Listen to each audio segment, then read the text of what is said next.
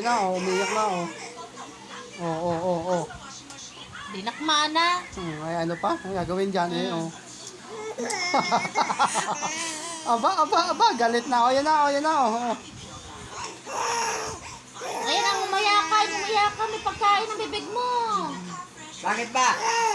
Oh, gusto niya to eh. Bigyan mo na, bigyan mo. Eh, inilalaglag naman eh. Bigyan mo.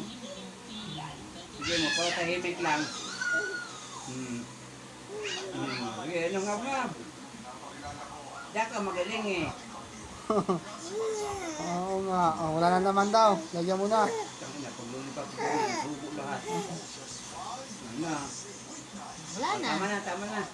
Wala nga dumi. Tsura pati yung paan dumi.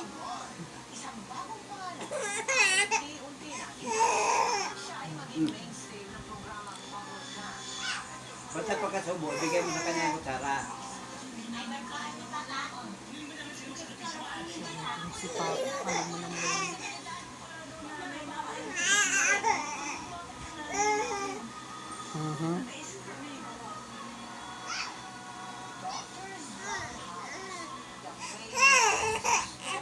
Ang batang to.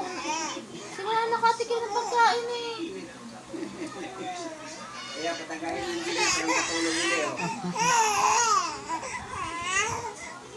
Katatagayin ka daw ng gin, ah? Tingin sa kutsara eh. Oh, ano?